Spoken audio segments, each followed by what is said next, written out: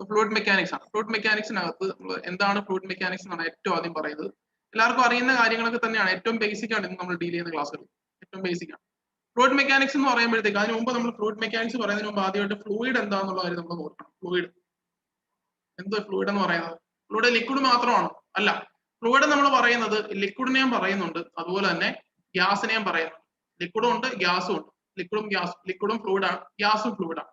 അപ്പം water liquid ആണല്ലോ, അതൊരു ഫ്ലൂയിഡ് ആണല്ലോ. ഗ്യാസ് നമുക്ക് എയർ പറയാമല്ലോ, ഓക്സിജൻ പറയാമല്ലോ. നമ്മൾ പറയുന്ന ഗ്യാസുകളെല്ലാം, ഗ്യാസുകൾ ലിക്വിഡ് എല്ലാം നമ്മൾ ഫ്ലൂയിഡിന് അണ്ടർ വരുന്നത്. ഫ്ലൂയിഡ് എന്ന് പറയുമ്പോഴത്തേക്ക് രണ്ടായിട്ട് നമുക്ക് വേണമെങ്കിൽ ക്ലാസിഫൈ ചെയ്ത് മാറ്റാം. ഒരിടത്ത് നമുക്ക് ലിക്വിഡ് എന്ന് പറയാം, മറ്റൊരിടത്ത് നമുക്ക് ഗ്യാസ് എന്ന് പറയാം. രണ്ടിനെ നമ്മൾ ഫ്ലൂയിഡ്സ് എന്നാണ് വിളിക്കുന്നത്. അപ്പൊ ഇനി ഫ്ലൂയിഡ് മെക്കാനിക്സ് എന്ന് പറഞ്ഞാൽ എന്താ?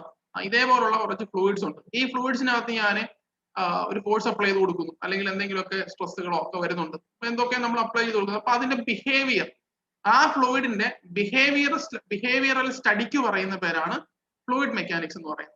Deals with behaviour of fluid. ഫ്ലൂയിഡിന്റെ ബിഹേവിയർ എങ്ങനെയൊക്കെയാണ്? ഫ്ലൂയിഡ് എന്ന് പറഞ്ഞാൽ ലിക്വിഡും ഗ്യാസും ഉണ്ടെന്നാണ് ബ്രാക്കറ്റ് കൊടുത്തിരിക്കുന്നത്.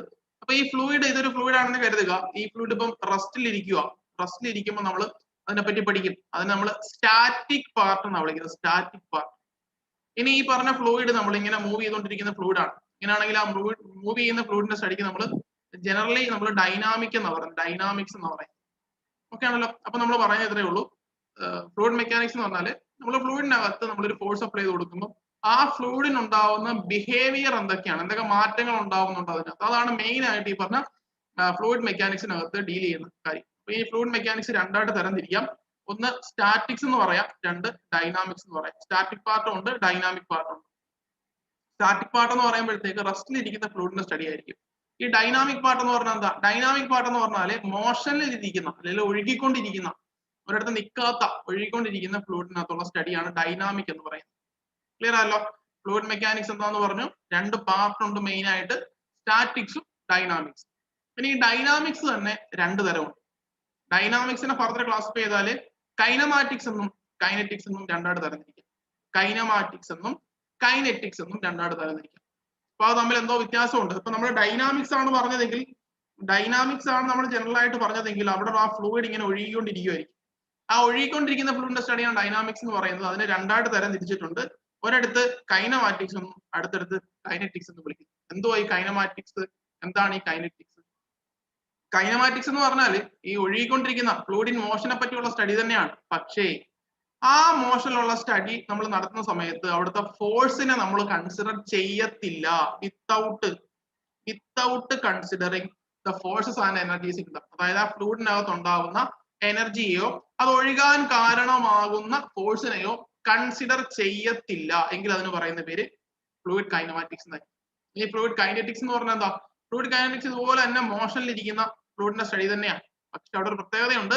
അവിടെ ആ ഫ്ലോയിൽ ഉണ്ടാകുന്ന എനർജികളും ആ ഫ്ലോയിന് കാരണമാകുന്ന ഫോഴ്സുകളും നമ്മൾ കൺസിഡർ ചെയ്യും. ഇവിടെ വിത്തൗട്ട് കൺസിഡറിങ് ആയി.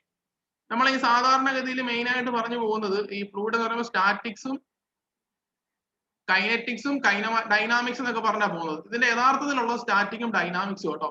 ഈ ഡൈനാമിക്സിനെയാണ് രണ്ടായിട്ട് തരംതിരിക്കുന്നത്, കൈനറ്റിക്സ് എന്നും കൈനമാറ്റിക്സ് എന്നും. ക്ലിയർ ആയെന്ന് വിശ്വസിക്കുന്നു. സ്റ്റാറ്റിക്സ് മാത്രമേ ഉള്ള വ്യത്യാസം. സ്റ്റാറ്റിക് എന്ന് പറഞ്ഞു കഴിഞ്ഞാൽ റെസ്റ്റിലിരിക്കുന്ന ഫ്ലൂയിഡിന്റെ സ്റ്റഡിയാണ്. ഡൈനാമിക്സ് എന്ന് പറഞ്ഞാൽ ഒഴുകുന്ന അല്ലെങ്കിൽ മൂവിംഗ് ആയിട്ടുള്ള അതിന്റെ സ്റ്റഡിയാണ് നമ്മൾ പറഞ്ഞ മൂവിംഗ് ആയിട്ട് പോകുന്ന ഫ്ലൂയിഡിന്റെ സ്റ്റഡിയാണ് നമ്മൾ പറഞ്ഞ ഡൈനാമിക്സ് എന്ന് പറഞ്ഞത്. ഡൈനാമിക്സ് രണ്ട് തരമുണ്ട്.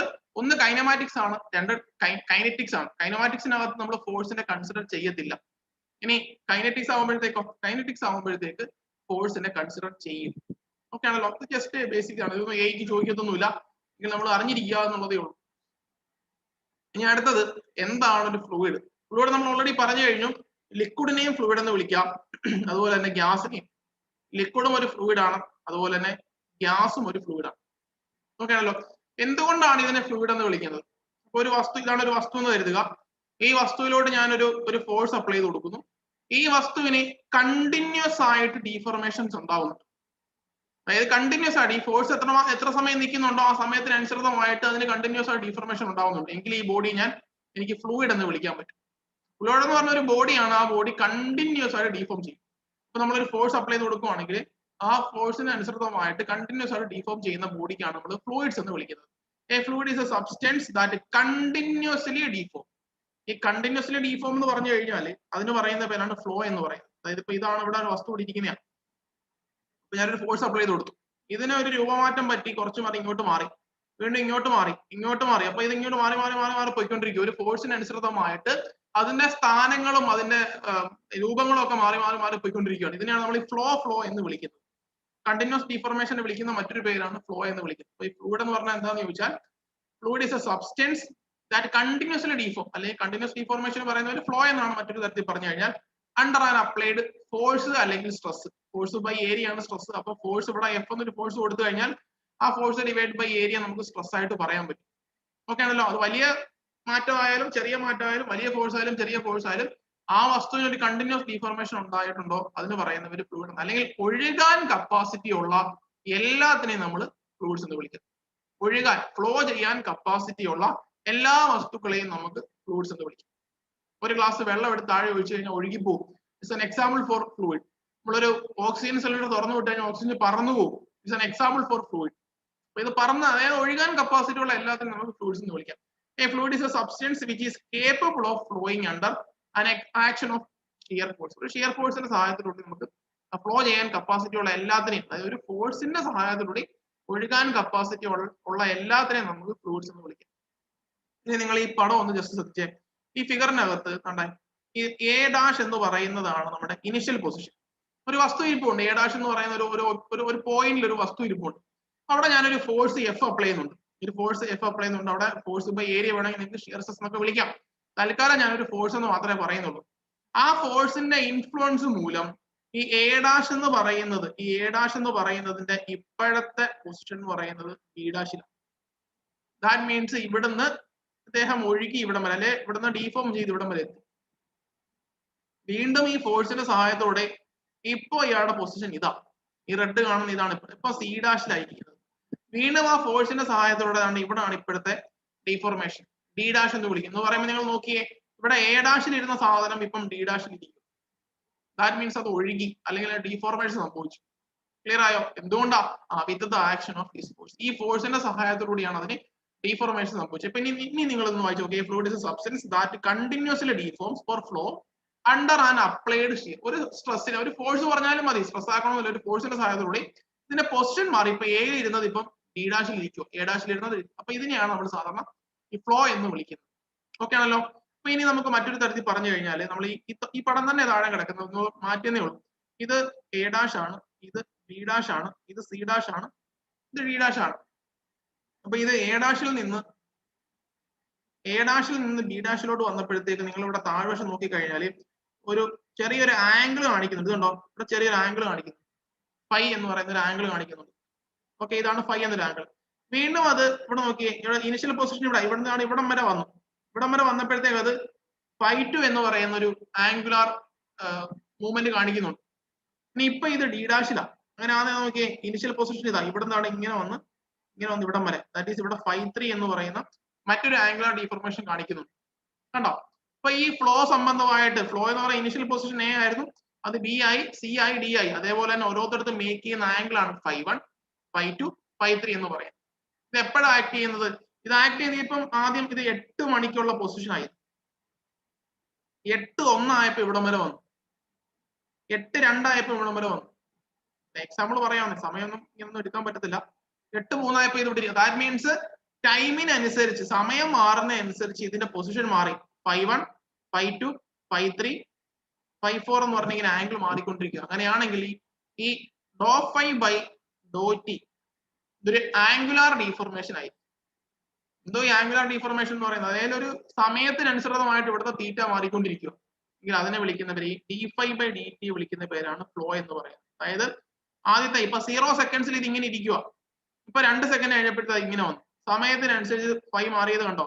ഇനി ഒരു സെക്കൻഡ് കഴിഞ്ഞപ്പോഴത്തേക്ക് ഇത് ഇവിടെ വന്നു. ദാറ്റ് മീൻസ് അടുത്ത സമയത്ത് വീണ്ടും ഒരു സമയം മാറിയപ്പോഴത്തേക്ക് അവിടെ φ2 ആയി, വീണ്ടും φ3 ആയി, ഇങ്ങനെ പോയിക്കൊണ്ടിരിക്കും. അപ്പൊ ഈ ഫ്ലോ എന്ന് പറയുന്നത് നമുക്ക് d phi by d t എന്ന് പറയുന്നത്, അതായത് സമയത്തിനനുസരിച്ച് പൊസിഷൻ മാറിക്കൊണ്ടിരിക്കുക. ദാറ്റ് മീൻസ് സമയം മാറുന്നതനുസരിച്ച് ഒഴുകി ഒഴുകി ഒഴുകി പോയിക്കൊണ്ടിരിക്കുകയാണ്. അതിനെയാണ് ഫ്ലോ എന്ന്. ഒരുപാട് പറഞ്ഞ് അത് ഏറ്റവും സിമ്പിൾ കാര്യം ഞാൻ കാർഡ് കയറ്റുന്നില്ല. അപ്പൊ നമ്മൾ നോക്കിയേ, അപ്പൊ ഈ ഒഴുകുന്ന ഈ d phi by d t എന്ന് പറയുന്ന ഫ്ലോ ആണ്, which is directly proportional to force അല്ലെങ്കിൽ ഷിയർ സ്ട്രെസ് ആണ് ടോ കൊണ്ട് കാണിക്കുന്നത്. മതി ഒരുപാട് തന്നെ ആയി, ഇത്രയും പറഞ്ഞു പോകേണ്ട ആവശ്യമില്ല. അടുത്തോട്ട് പോവാം. ഫ്ലൂയിഡ് എന്താന്ന് പറഞ്ഞതേ ഉള്ളൂ. ഇനി ഈ ഫ്ലൂയിഡിന്റെ തന്നെ സ്റ്റഡിയുടെ രണ്ട് ക്ലാസിഫിക്കേഷൻ ആണ്. ഒന്ന് ഓൾറെഡി പറഞ്ഞു, ഈ ഫ്ലൂയിഡ് എന്ന് പറയുന്നതിനകത്ത് ലിക്വിഡ് വരുന്നുണ്ട്, അതുപോലെ ഗ്യാസും വരുന്നുണ്ടെന്ന് പറഞ്ഞു. അങ്ങനെയാണെങ്കിൽ ഈ ലിക്വിഡ് വരുന്ന സമയത്ത് ഉണ്ടാവുന്ന സ്റ്റഡി, അല്ലെങ്കിൽ ഈ ഫ്ലൂയിഡ് പാർട്സിനകത്ത് ലിക്വിഡിന്റെ സ്റ്റഡി ഉണ്ടാവും, ഗ്യാസിന്റെ സ്റ്റഡി ഉണ്ടാവും. ഈ ലിക്വിഡിന്റെ സ്റ്റഡിക്ക് പറയുന്ന പേര് ഹൈഡ്രോളിക്സ് എന്നാണ്. ഹൈഡ്രോളിക്സ്. ഗ്യാസിന്റെ ഫ്ലൂയിഡ് മെക്കാനിക്സിലെ പാർട്ടിന് പറയുന്ന പേര് ന്യൂമാറ്റിക്സ് എന്നായിരിക്കും. ന്യൂമാറ്റിക്സ്. ക്ലിയർ ആയിട്ട് ഓർത്ത് വെച്ചേക്കുക. ഫ്ലൂയിഡ് മെക്കാനിക്സ് രണ്ട് പാർട്ടാണ് ഉള്ളത്. ഒന്ന് ഹൈഡ്രോളിക്സും ഉണ്ട്, രണ്ട് ന്യൂമാറ്റിക്സും ഉണ്ട്. അപ്പൊ ഈ ഹൈഡ്രോളിക്സ് എന്ന് പറയുന്നത് സ്റ്റഡി ഓഫ് ലിക്വിഡ്സ് ആയിരിക്കും. ഇനി ഗ്യാസ് എന്ന് പറയുന്നത് സ്റ്റഡി ഓഫ് ഗ്യാസ് ആയിരിക്കും. സോറി, ന്യൂമാറ്റിക്സ് എന്ന് പറയുന്നത് സ്റ്റഡി ഓഫ് ഗ്യാസ് ആയിരിക്കും. ഓക്കെ, ഇനി നമുക്ക് ഇനി മെയിൻ ആയിട്ട് നമ്മുടെ സിലബസിലെ ഏറ്റവും ആദ്യത്തെ ടോപ്പിക്, ഏറ്റവും ക്വസ്റ്റ്യൻ വരാൻ ചാൻസ് ഉള്ള ഒരു മേഖലയാണ് പ്രോപ്പർട്ടീസ് ഓഫ് ഫ്ലൂയിഡ്സ് എന്ന് പറയുന്ന ഒരു മേഖല. ഈ പ്രോപ്പർട്ടീസ് ഓഫ് ഫ്ലൂയിഡ്സിനകത്ത് എന്തൊക്കെ പഠിക്കണം എന്ന് ചോദിച്ചു കഴിഞ്ഞാൽ ഈ 8 കാര്യങ്ങൾ പഠിക്കണം. 8 കാര്യങ്ങളിനകത്ത് ഒന്നാമത്തത് മാസ് ഡെൻസിറ്റി ആണ്, രണ്ടാമത്തത് വെയിറ്റ് ഡെൻസിറ്റി ആണ്, മൂന്നാമത് സ്പെസിഫിക് വോളിയം ആണ്, നാലാമത് സ്പെസിഫിക് ഗ്രാവിറ്റി ആണ്, അഞ്ചാമത്തത് വിസ്കോസിറ്റി ആണ്, ആറാമത്തത് കംപ്രസിബിലിറ്റി ആൻഡ് ബൾക്ക് മോഡുലസ് ആണ്, ഏഴാമത്തെ സർഫസ് ടെൻഷൻ ആണ്, എട്ടാമത്തെ ക്യാപിലാരിറ്റി ആണ്. ഇത് വളരെ സിമ്പിൾ, നമ്മൾ FM-ന് ഏറ്റവും ബേസിക് ആയിട്ട് പഠിക്കുന്ന കാര്യമാണ്. FM-ന്റെ മോഡ്യൂൾ 1-ലെ ഏറ്റവും ഫസ്റ്റ് ക്ലാസ് നിങ്ങൾ പഠിക്കുന്ന കാര്യങ്ങളാണ് ഈ പറഞ്ഞ 8 എണ്ണം. പക്ഷേ ഇവിടുന്ന് ക്വസ്റ്റ്യൻസ് ഇഷ്ടം പോലെ ഓവർസിയർ എക്സാമിനായാലും AE എക്സാമിനായാലും ചോദിച്ചിട്ടുണ്ട്. നമുക്ക് അതൊന്ന് വിശദമായിട്ട് ഇന്നത്തെ ക്ലാസ്സിൽ ഡിസ്കസ് ചെയ്യാം. ഏറ്റവും ആദ്യത്തെ പ്രോപ്പർട്ടിയാണ് മാസ് ഡെൻസിറ്റി എന്ന് പറയുന്നത്. ഓക്കെ ആണല്ലോ, മാസ് ഡെൻസിറ്റി ആണ് ആദ്യത്തെ പ്രോപ്പർട്ടി. ഈ മാസ് ഡെൻസിറ്റി അറിയപ്പെടുന്ന മറ്റൊരു പേരാണ് സ്പെസിഫിക് മാസ്. അറിയാത്തവർ നോട്ട് ചെയ്ത് വെച്ചേക്കുക. മാസ് ഡെൻസിറ്റി അറിയപ്പെടുന്ന മറ്റൊരു പേര് സ്പെസിഫിക് മാസ് എന്നാണ്. അതിനെ ഡിനോട്ട് ചെയ്യുന്ന അക്ഷരം റോ ആണ്. റോ. അപ്പൊ മാസ് ഡെൻസിറ്റി, വെറുതെ ഡെൻസിറ്റി എന്ന് പറയുന്നത് മാസ് ഡെൻസിറ്റിയാണ്. വെറുതെ നമ്മൾ density of A liquid is something എന്ന് പറയുന്നത്, ആ വെറുതെ ഡെൻസിറ്റി നമ്മൾ പറയുന്നുണ്ടെങ്കിൽ അത് മാസ് ഡെൻസിറ്റി ആണ്. ഓക്കെ ആണല്ലോ. മാസ് ഡെൻസിറ്റി അറിയപ്പെടുന്ന മറ്റൊരു പേര് സ്പെസിഫിക് മാസ്, ഡിനോട്ട് ചെയ്യുന്ന അക്ഷരം റോ ആണ്. ഇനി എന്താ ഈ മാസ് ഡെൻസിറ്റി എന്ന് പറയുന്നത്? മാസ് ഡെൻസിറ്റി എന്ന് പറയുന്നത് mass of the fluid divide by volume. അതായത് ഒരു ലിറ്റർ വോളിയം എടുത്തു കഴിഞ്ഞാൽ അതിൽ എത്ര മാസ് ഉണ്ട്. 1 ലിറ്റർ എന്നല്ല പറയുന്നത്, നമ്മൾ ഒരു പർട്ടിക്കുലർ അളവ് അതിനകത്ത്, അതായത് ഈ മാസ് ഡെൻസിറ്റിയുടെ ഒരു കൺസെപ്റ്റ് പറഞ്ഞു പോകുന്നതിൽ ഇതിനകത്ത് എത്രമാത്രം 1 ലിറ്റർ ആണെന്നുണ്ടെങ്കിൽ അതിന് എത്രമാത്രം ഈ കണ്ടന്റ് മോളിക്യൂൾസ് അടങ്ങിയിട്ടുണ്ട്. അങ്ങനെയാണ് നമ്മൾ അതിന്റെ ഒരു ഡീറ്റെയിലോട്ട് പോകുന്നത്. അപ്പൊ നമ്മൾ ഓർക്കേണ്ട കാര്യത്തിലുള്ളൂ മാസ് ഡെൻസിറ്റി എന്ന് പറഞ്ഞാൽ എന്താണെന്ന് വെച്ചാൽ mass per unit volume. Mass per unit volume, അതാണ് മാസ് ഡെൻസിറ്റി എന്ന് പറയുന്നത്. അപ്പൊ മാസ് പെർ യൂണിറ്റ് വോളിയം ആണ് മാസ് ഡെൻസിറ്റി എന്ന് പറയുന്നത്.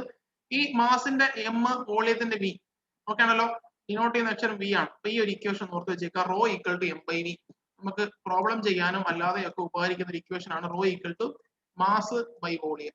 മാസിന്റെ യൂണിറ്റ് എന്തുവാ? മാസിന്റെ യൂണിറ്റ് കിലോഗ്രാം ആണ്. വോളിയത്തിന്റെ യൂണിറ്റ് എന്തുവാ? അത് മീറ്റർ ക്യൂബ് ആണ്.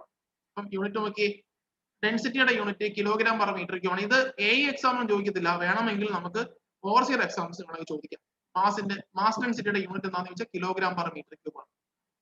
ക്ലിയർ ആയിട്ട് ഓർത്തിരിക്കുക. Mass per unit volume, mass per unit. അതിന് ഒന്നുകൂടെ ഡെപ്തി പറഞ്ഞു കഴിഞ്ഞാൽ ഒരു ഡെഫിനിറ്റ് വോളിയത്തിൽ എത്രമാത്രം മാസ് കണ്ടന്റ് അടങ്ങിയിട്ടുണ്ട്, അതാണ് ഈ മാസ് ഡെൻസിറ്റി എന്ന് പറയുന്നത് ഒരു കൺസെപ്റ്റ് എന്ന് പറയുന്നത്. ഓക്കെ, അപ്പൊ മാസ് ബൈ വോളിയം ആണ് മാസ് ഡെൻസിറ്റി എന്ന് പറയുന്നത്. അറിയപ്പെടുന്ന മറ്റൊരു പേര് സ്പെസിഫിക് മാസ് എന്നാണ്. ഡിനോട്ട് ചെയ്യുന്ന അക്ഷരം റോ ആണ്. അതിന്റെ unit kilogram per metre cube ആണ്. കഴിഞ്ഞു. ഇനി കുറച്ചുകൂടെ ഡെപ്തിലോട്ട് പോയി കഴിഞ്ഞാൽ ഡയമെൻഷണൽ ഫോർമുല, ഈ mass density dimensional formula m⁻⁴ L⁻⁻3. m⁻⁴ L⁻⁻3 ആണ് dimensional formula of mass density എന്ന് പറയുന്നത്. ഇനി നമ്മൾ മറ്റൊന്ന് രണ്ട് കാര്യങ്ങൾ നമ്മൾ ഓർത്തിരിക്കേണ്ട കാര്യം, വെള്ളത്തിന്റെ ഡെൻസിറ്റി വാല്യൂ എത്രയാണ്? വെള്ളത്തിന്റെ ഡെൻസിറ്റി വാല്യൂ എന്ന് പറയുന്നത് 1000 കിലോഗ്രാം പെർ മീറ്റർ ക്യൂബ് ആയിരിക്കും. ഒരിക്കലും മറക്കരുത്, നമ്മളൊരു ഫ്ലൂയിഡ് മെക്കാനിക്സ് പഠിക്കുന്ന ഒരാൾ എപ്പോഴും അറിഞ്ഞിരിക്കുന്ന കാര്യം, വെള്ളത്തിന്റെ mass density 1000 kilogram per metre cube ആണ്. മെർക്കുറിയുടെ എത്രയായിരിക്കും? മെർക്കുറിയുടെ 13600 കിലോഗ്രാം പെർ മീറ്റർ ക്യൂബ് ആയിരിക്കും. മെർക്കുറിയുടെ 13600 കിലോഗ്രാം പെർ മീറ്റർ ക്യൂബ്, വെള്ളത്തിൻ്റെത് 1000 kilogram per metre cube. Clear? അപ്പം നമ്മൾ അടുത്ത ഡെൻസിറ്റി ഓഫ് എയറിന്റെ ഡെൻസിറ്റി എത്രയാണ്? അത് 20 ഡിഗ്രി സെൽഷ്യസിലെ വാല്യൂ ആണ് പറയുന്നത്. 1.24 kilogram per metre cube. Note ചെയ്ത് വെക്കേണ്ട വാല്യൂ ആണ്. എയറിന്റെ ഡെൻസിറ്റി എത്രയാണ്? അത് 20 ഡിഗ്രി സെൽഷ്യസിലെ അറ്റ് അറ്റ്മോസ്ഫിയറിക് പ്രഷറിന്റെ value 1.24 kilogram per metre cube ആണ്. ഓക്കെ ആണല്ലോ. Density of air at atmospheric pressure 20 degree Celsius 1.24 kilogram per metre cube. നമ്മൾ ഓൾറെഡി പറഞ്ഞതാണ് ഡെൻസിറ്റി ഓഫ് വാട്ടർ. ഇനി ആ ഡെൻസിറ്റി ഓഫ് വാട്ടറിന്റെ മറ്റൊരു വാല്യൂ, ഇത് കിലോഗ്രാം പെർ മീറ്റർ ക്യൂബിലാണ്. അതിനെ ഗ്രാം പെർ സെന്റിമീറ്റർ ക്യൂബിലോട്ട് മാറ്റുവാണെങ്കിലുള്ള വാല്യൂ ആണ് 1. ഡെൻസിറ്റി ഓഫ് വാട്ടർ 1 വരുന്നത് എപ്പോഴാണെന്ന് ചോദിച്ചാൽ അത് ഗ്രാം പെർ സെന്റിമീറ്റർ ക്യൂബിലായിരിക്കും. ഗ്രാം പെർ സെന്റിമീറ്റർ ക്യൂബിലായിരിക്കും. കൺവേർട്ട് ചെയ്ത് വരുമ്പോൾ കിലോഗ്രാം പെർ മീറ്റർ ക്യൂബിലോട്ട് പോവുകയാണെങ്കിൽ 1000 കിലോഗ്രാം പെർ മീറ്റർ ക്യൂബ് എന്നായിരിക്കും വരുന്നത്. ക്ലിയർ ആണല്ലോ.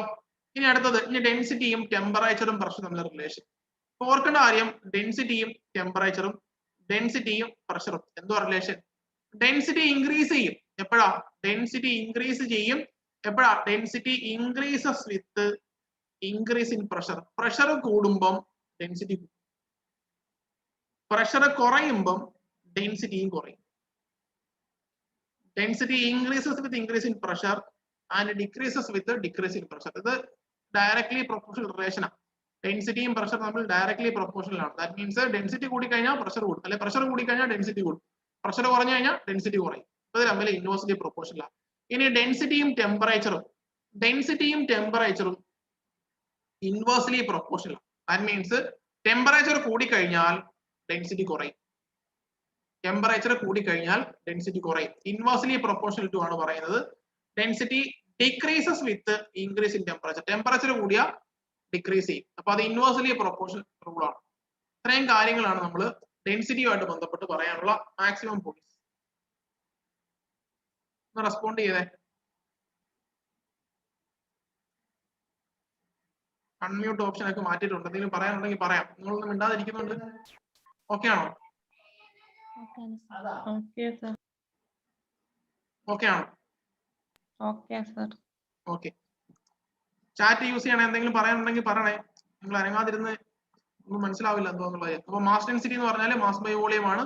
അതിന്റെ എല്ലാ പോയിന്റും പറഞ്ഞിട്ടുണ്ട്. ഡയമെൻഷണൽ ഫോർമുല m⁻⁴ L⁻³ ആണ്. ഓരോന്നിന്റെ വാല്യൂ ഇത്ര മാത്രം മതി. കിലോഗ്രാം പെർ മീറ്റർ ക്യൂബ് ആണ് അതിന്റെ യൂണിറ്റ് എന്ന് പറയുന്നത്. അത് മാസ് ഡെൻസിറ്റി, വെറുതെ ഡെൻസിറ്റി എന്ന് പറഞ്ഞ എവിടെയെങ്കിലും കേട്ടാൽ അത് മാസ് ഡെൻസിറ്റി ആയിരിക്കും. അല്ലെന്നുണ്ടെങ്കിൽ അത് പ്രത്യേകിച്ച് പറയും. വെയിറ്റ് ഡെൻസിറ്റി ആണെങ്കിൽ വെയിറ്റ് ഡെൻസിറ്റി പ്രത്യേകിച്ച് പറയും. അപ്പൊ ഫസ്റ്റ് കഴിഞ്ഞു. രണ്ടാമത്തെ ആളാണ്, നമ്മൾ നേരത്തെ മാസ് ഡെൻസിറ്റി പഠിച്ചു. ഇപ്പം പഠിക്കാൻ പോകുന്നത് വെയിറ്റ് ഡെൻസിറ്റി ആണ്. Wait density. മാസ് ഡെൻസിറ്റിക്ക് അറിയപ്പെടുന്ന മറ്റൊരു പേരെന്തുവാ എന്ന് പറഞ്ഞേ? മാസ് ഡെൻസിറ്റി അറിയപ്പെടുന്ന മറ്റൊരു പേരെന്തോ ആയിരുന്നു? ചാറ്റ് പോരട്ടെ. മാസ് ഡെൻസിറ്റി അറിയപ്പെടുന്ന മറ്റൊരു പേര്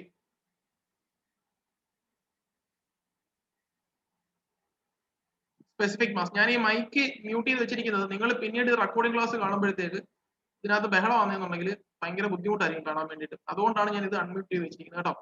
നിങ്ങൾ പറയുവാണെങ്കിൽ ഞാൻ അത് ഓപ്പൺ ആക്കി ഇട്ടേക്കാം. പിന്നെ നിങ്ങൾക്ക് റെക്കോർഡിംഗ് കാണുമ്പോഴത്തേക്ക് ഈ കുട്ടികൾ കരയുന്ന സൗണ്ടും അങ്ങനെ ഇങ്ങനെ കുറെ പ്രശ്നങ്ങളൊക്കെ കേൾക്കും. അത് ഒഴിവാക്കാൻ വേണ്ടിയിട്ടാണ് ഞാൻ മ്യൂട്ട് ചെയ്ത് വെച്ചിരിക്കുന്നത് കേട്ടോ. എന്തെങ്കിലും ഉണ്ടെങ്കിൽ നിങ്ങൾ പറഞ്ഞാൽ മതി, ഞാൻ മാറ്റണമെങ്കിൽ മാറ്റിത്തരാം.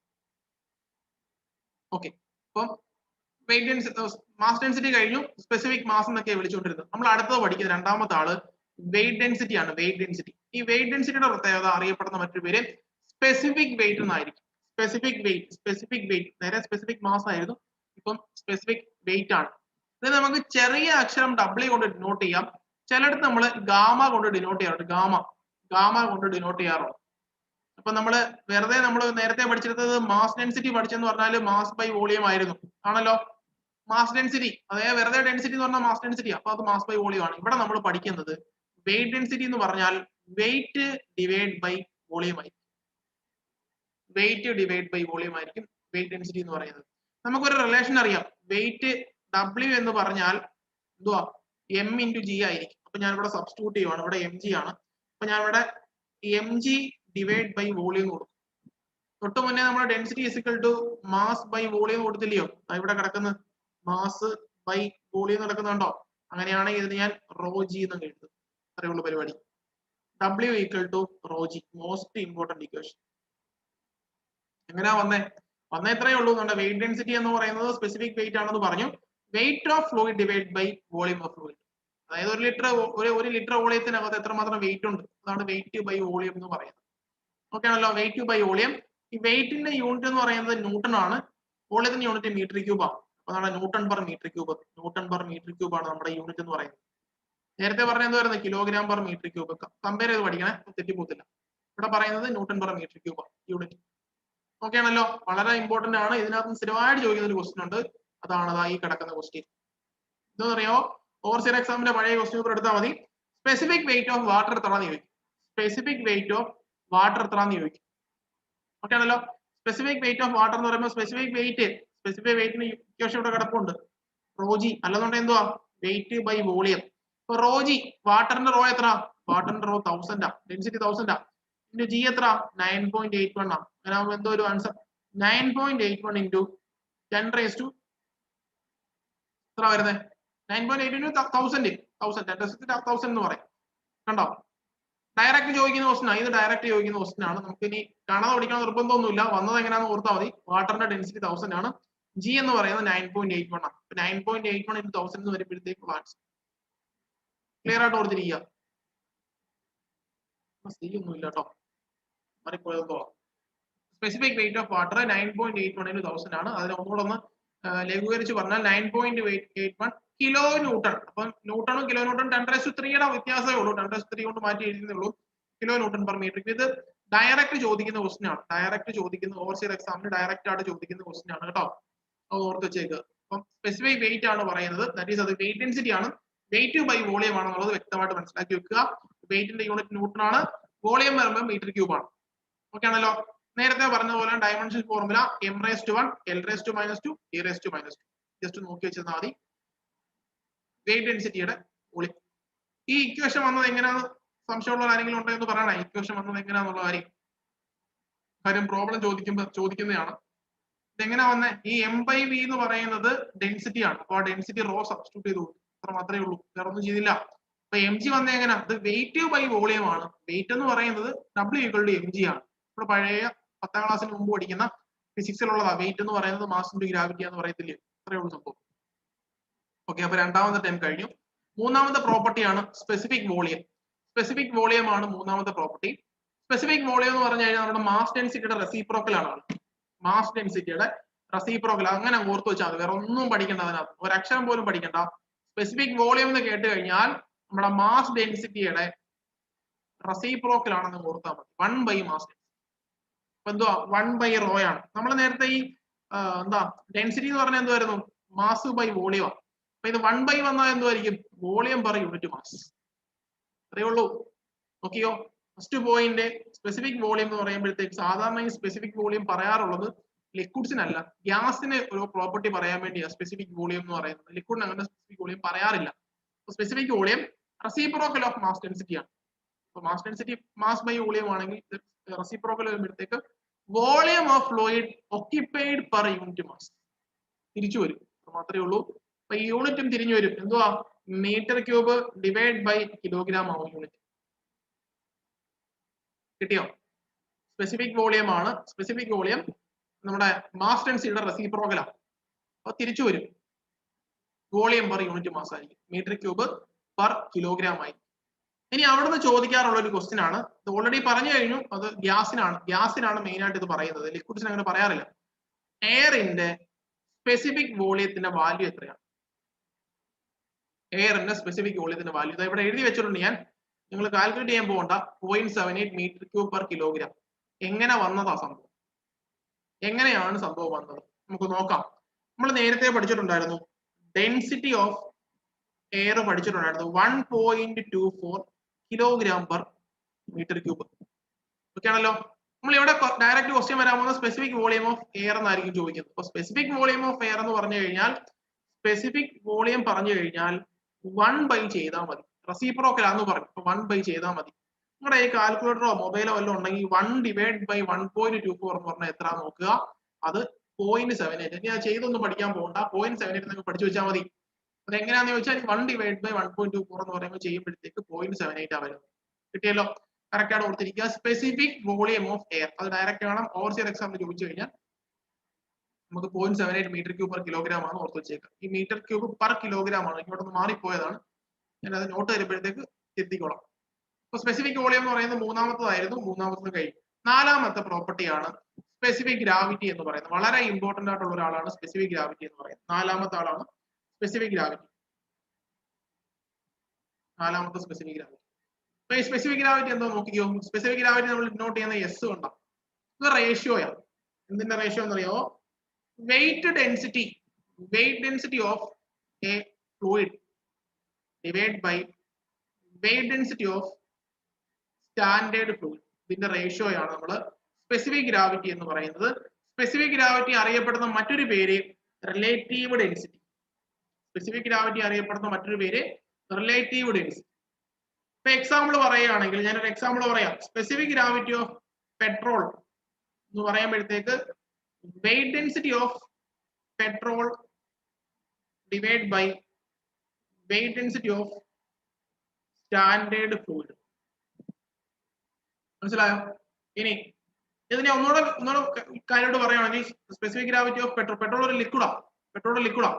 അപ്പം weight density of petrol divide by weight density of ഫ്ലൂയിഡിനകത്ത് സ്റ്റാൻഡേർഡ് ലിക്വിഡ് എന്ന് പറയും. കറക്റ്റ് എന്നോട് ഫോളോ ചെയ്ത് പറഞ്ഞേ. എവിടെയെങ്കിലും വെച്ച് പോയി കഴിഞ്ഞാൽ അപ്പൊ നിങ്ങൾ മെസ്സേജ് അയക്കണം. എന്നോട് പറയാൻ ഞാൻ കൂടെ തന്നെ ഫോളോ ചെയ്ത് പറഞ്ഞ കാര്യം ഇത് വളരെ ഇമ്പോർട്ടന്റ് ആയിട്ടുള്ള ഒരു കൺസെപ്റ്റ് ആണ്. സ്പെസിഫിക് ഗ്രാവിറ്റി ഓഫ് പെട്രോൾ ആണ് പറയുന്നത്. Weight density of petrol divide by എന്തോ ഈ വെയിറ്റ് ഡെൻസിറ്റി എന്ന് പറഞ്ഞാല് വെയിറ്റ് ബൈ വോളിയം. അതിനെ ഞാൻ വെയിറ്റ് ഡെൻസിറ്റി എന്ന് വിളിക്കുന്നത്. എങ്ങനെ ഡിനോട്ട് ചെയ്യുന്നത്? ചെറിയ W അല്ലെങ്കിൽ ഗാമ കൊണ്ടാണ് ഡിനോട്ട് ചെയ്യുന്നത്. അപ്പൊ weight density of petrol divide by weight density of petrol liquid ആയതുകൊണ്ട് തന്നെ സ്റ്റാൻഡേർഡ് ഫ്ലൂയിഡിന് പകരമാണ് സ്റ്റാൻഡേർഡ് ലിക്വിഡ് എന്നാക്കി. ഇനി ഓക്സിജന്റെ പറയാം. ഗ്യാസ് ആണല്ലോ, അപ്പൊ നമുക്ക് ഗ്യാസ് പറയാം. Okay, oxygen weight density of oxygen divide by weight density of standard gas. Standard കിട്ടിയോ? ഫ്ലൂയിഡ് എന്ന് പറഞ്ഞാല് ലിക്വിഡും ഉണ്ട് ഗ്യാസും ഉണ്ട്. ലിക്വിഡിന്റെ ഒരു ഇക്വേഷൻ, ഗ്യാസിന്റെ ഒരു ഇക്വേഷൻ. കറക്റ്റ് ആയിട്ട് ഫോളോ ചെയ്ത് തരണം. കറക്റ്റ് ആയിട്ട് എന്റെ കൂടെ വരണം. സ്പെസിഫിക് ഗ്രാവിറ്റി ഓഫ് പെട്രോൾ ആണ് പറഞ്ഞത്. അത് weight density of petrol divide by weight density of standard petrol liquid ആയതുകൊണ്ട് ലിക്വിഡ് എഴുതി. ഈ ഗ്യാസ് ആണ് വരുന്നെങ്കിൽ ഓക്സിജൻ എന്തെങ്കിലും ഗ്യാസ് ആയിക്കോട്ടെ, weight density of oxygen divide by weight density of standard gas. ഇനി നിങ്ങൾ നോക്കണേ, ഈ സ്റ്റാൻഡേർഡ് ലിക്വിഡ് കണ്ടോ?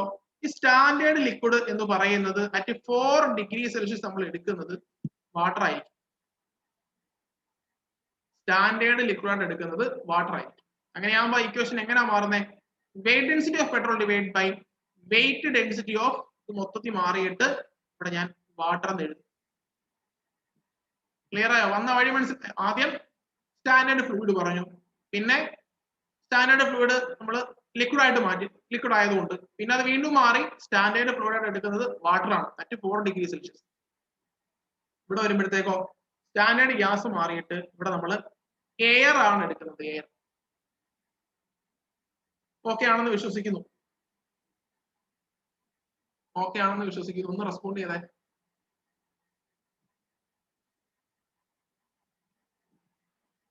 ഒന്ന് റെസ്പോണ്ട് ചെയ്തേ. കിട്ടിയില്ലെങ്കിൽ കിട്ടിയില്ലെന്ന് പറയുക.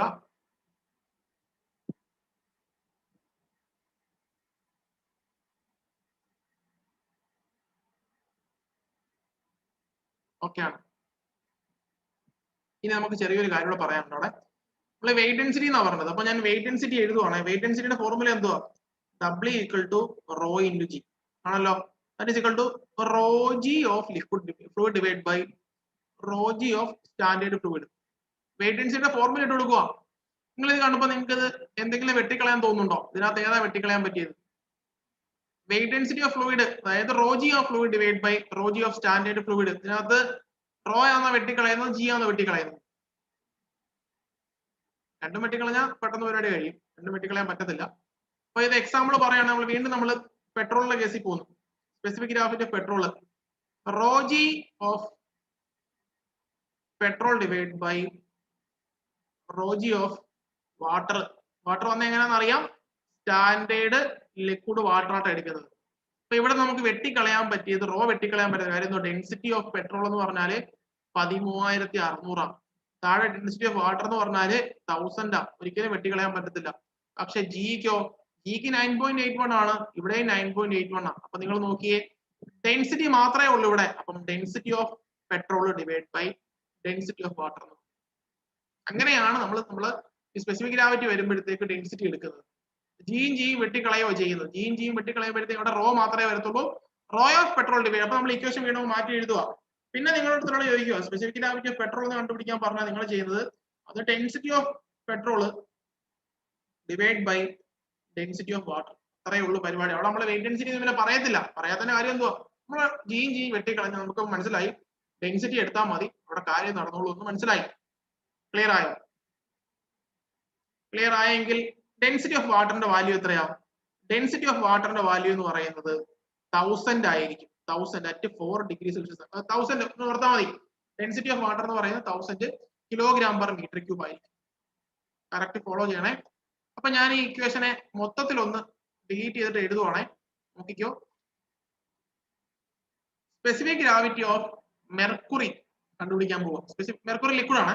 Specific gravity of mercury is equal to density of mercury divide by density of water. സംശയമുണ്ടോ? സംശയമുണ്ടോ?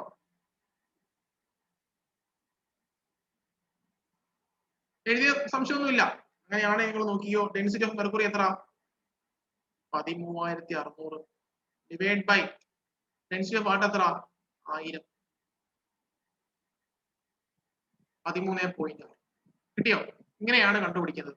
അപ്പൊ ഞാൻ ഒരു ഷോർട്ട് കട്ട് പറയാം. ഇവിടെ നമ്മൾ specific gravity of liquid is equal to specific gravity of density of that liquid. Petrol എങ്കിൽ petrol, diesel എങ്കിൽ ഡീസൽ, മെർക്കുറി എങ്കിൽ മെർക്കുറി, വേറെ എന്തോ ആയിക്കോട്ടെ, ഓയിൽ എങ്കിൽ ഓയിൽ, വെളിച്ചെണ്ണ എങ്കിൽ വെളിച്ചെണ്ണ, എന്തോ ആയിക്കോട്ടെ, ഏത് വസ്തുവിന്റെ സ്പെസിഫിക് ഗ്രാവിറ്റി കണ്ടുപിടിക്കണോ ആ വസ്തുവിന്റെ density divide by density of water എന്ന് പറയുമ്പോൾ ആ വസ്തുവിന്റെ ഡെൻസിറ്റി ഡിവൈഡ് ബൈ 1000. അപ്പൊ നിങ്ങളുടെ അടുത്ത് ചോദിക്കുക ഒരു വസ്തുവിന്റെ സ്പെസിഫിക് ഗ്രാവിറ്റി കണ്ടുപിടിക്കണം. സ്പെസിഫിക് ഗ്രാവിറ്റി ഓഫ് ഓയിൽ കണ്ടുപിടിക്കാൻ പറയും. That is equal to density of oil divide by 1000. Last equation ഇങ്ങനെ വരും. അത് വന്ന വഴിയൊക്കെ നിങ്ങൾക്ക് മനസ്സിലായി. എന്തുകൊണ്ട് വെറുതെ 1000 ഇട്ടതല്ല, അവിടെ വെള്ളത്തിന്റെ എടുത്തിരിക്കുക. എന്തുകൊണ്ട് വെള്ളമാ? വെള്ളം എന്ന് പറഞ്ഞാൽ സ്റ്റാൻഡേർഡ് ലിക്വിഡാ. എന്തുകൊണ്ട് സ്റ്റാൻഡേർഡ് ലിക്വിഡാ? സ്റ്റാൻഡേർഡ് ഫ്ലൂയിഡ് ആയിരുന്നു. ലിക്വിഡും ഉണ്ട് ഗ്യാസും ഉണ്ട്. ലിക്വിഡ് ആയതുകൊണ്ട് വാട്ടർ എടുത്തു, ഗ്യാസ് ആണെങ്കിൽ എയർ എടുത്താൽ. അപ്പം ഒരു വസ്തുവിന്റെ കേട്ടോണേ ഒരു വസ്തുവിന്റെ സ്പെസിഫിക് ഗ്രാവിറ്റി കണ്ടുപിടിക്കാൻ പറഞ്ഞു കഴിഞ്ഞാൽ ആ വസ്തുവിന്റെ ഡെൻസിറ്റിയെ 1000 കൊണ്ട് ഡിവൈഡ് ചെയ്താൽ മതി. ഒരു വസ്തുവിന്റെ സ്പെസിഫിക് ഗ്രാവിറ്റി കണ്ടുപിടിക്കാൻ പറഞ്ഞാൽ ആ വസ്തുവിന്റെ ഡെൻസിറ്റിയെ 1000 കൊണ്ട് ഡിവൈഡ് ചെയ്താൽ മതി. പ്രൊവൈഡഡ് ആ വസ്തു ഒരു ലിക്വിഡ് ആയിരിക്കണം. അത്രയുള്ള പരിപാടി. ഇതൊറ്റ കാര്യം ഓർത്താൽ മതി. കിട്ടിയോ? ഒരു വസ്തുവിന്റെ സ്പെസിഫിക് ഗ്രാവിറ്റിയെ കണ്ടുപിടിക്കണമെങ്കിൽ ആ വസ്തുവിന്റെ ഡെൻസിറ്റിയെ 1000 കൊണ്ട് ഡിവൈഡ് ചെയ്യണം. ലിക്വിഡ് ആണെങ്കിൽ. ലിക്വിഡേ ചോദിക്കാറുള്ളൂ PSC. അതിനപ്പുറത്തോട്ടൊന്നും ഗ്യാസ് ഒന്നും കയറി ചോദിക്കാറില്ല. ഗ്യാസ് ആണെങ്കിൽ ഡെൻസിറ്റി ഓഫ് എയർ കൊണ്ട് ചെയ്തു. ക്ലിയർ ആയോ? ഇനി ഒരു ഇമ്പോർട്ടൻസ് കൊടുക്കുന്നു. ഓക്കെയാണ്. ക്ലിയർ ആയി? ഒരു വസ്തുവിന്റെ സ്പെസിഫിക് ഗ്രാവിറ്റി കിട്ടണമെങ്കിൽ ആ വസ്തുവിന്റെ specific gravity density divide by 1000. ഇനി ഒരു സംശയം, എനിക്കൊരു വസ്തുവിന്റെ സ്പെസിഫിക് ഗ്രാവിറ്റി 13.9 ആണെന്ന് അറിയാം. ഒരു വസ്തുവിന്റെ സ്പെസിഫിക് ഗ്രാവിറ്റി എനിക്ക് അറിയാം. ഡെൻസിറ്റി കണ്ടുപിടിക്കാൻ പറഞ്ഞാൽ നിങ്ങൾ എന്തോ ചെയ്യും? ഇതിനെ ഇങ്ങോട്ട് പിടിച്ച് ക്രോസ് മൾട്ടിപ്ലൈ ചെയ്യണം. അതായത് 13.9 into 1000 is equal to 13,900 kilogram per metre. അപ്പൊ നമ്മൾ പറഞ്ഞ രണ്ട് കാര്യങ്ങൾ ഒന്നുകൂടെ പറഞ്ഞ് നിർത്തുവാണ്. ഒരുപാട് പറഞ്ഞ് കുളവാക്കുന്നില്ല. ഒരു വസ്തുവിന്റെ സ്പെസിഫിക് ഗ്രാവിറ്റി കണ്ടുപിടിക്കാൻ പറഞ്ഞു കഴിഞ്ഞാൽ ആ വസ്തുവിന്റെ ഡെൻസിറ്റിയെ നമ്മൾ 1000 കൊണ്ട് ഡിവൈഡ് ചെയ്യണം. സ്പെസിഫിക് ഗ്രാവിറ്റി കണ്ടുപിടിക്കാൻ പറഞ്ഞാൽ ആ വസ്തുവിന്റെ ഡെൻസിറ്റി ഡിവൈഡ് ബൈ 1000. ഒരു വസ്തുവിന്റെ ഡെൻസിറ്റി കണ്ടുപിടിക്കാൻ പറഞ്ഞു കഴിഞ്ഞാൽ അതിന്റെ സ്പെസിഫിക് ഗ്രാവിറ്റിയെ 1000 കൊണ്ട് മൾട്ടിപ്ലൈ ചെയ്താൽ മതി. അവിടെ ഡെൻസിറ്റി കിട്ടും. അങ്ങോട്ടും ഇങ്ങോട്ടുമുള്ള റിലേഷൻ. ഓക്കെ ആണോ? എങ്കിൽ ഒരു വസ്തുവിന്റെ സ്പെസിഫിക് ഗ്രാവിറ്റി 10.2 ആണ്. അതിന്റെ ഡെൻസിറ്റി എന്ന് പറഞ്ഞേ 10.2 സ്പെസിഫിക് ഗ്രാവിറ്റി ഉള്ള വസ്തുവിന്റെ ഡെൻസിറ്റി എത്രയായിരിക്കും?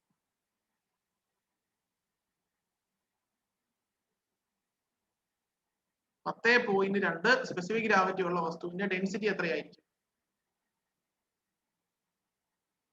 10,200 മതി. എനിക്ക് അത്ര അറിഞ്ഞാൽ മതി. നിങ്ങൾക്ക് മനസ്സിലായെന്ന് മാത്രം അറിഞ്ഞാൽ മതി. ക്ലിയർ? ഞാൻ ഇവിടെ ഒരുപാട് പറയുന്നില്ല. മനസ്സിലായെന്ന് പ്രതീക്ഷിക്കുന്നു. അപ്പം 11,000 എന്ന് പറയുന്ന ഒരു ഡെൻസിറ്റി ഉള്ള വസ്തുവിന്റെ സ്പെസിഫിക് ഗ്രാവിറ്റി എത്രയായിരിക്കും? 11,000 എന്ന് പറയുന്ന ഡെൻസിറ്റി ഉള്ള വസ്തുവിന്റെ സ്പെസിഫിക് ഗ്രാവിറ്റി എത്രയായിരിക്കും? 11 മതി. അത്ര അറിഞ്ഞാൽ മതി. സന്തോഷം, കിട്ടിയെന്ന് വിശ്വസിക്കുന്നു. നമ്മൾ അടുത്ത ടോപ്പിക്കിലോട്ട് പോകുന്നു. ഇത് നമുക്ക് ഇച്ചിരി കൺഫ്യൂസിംഗ് ആയിട്ട് ചോദിക്കുന്നത്, ഇതൊരു പഴയ ക്വസ്റ്റ്യൻ ആണ്. Specific gravity of mercury is 13.6.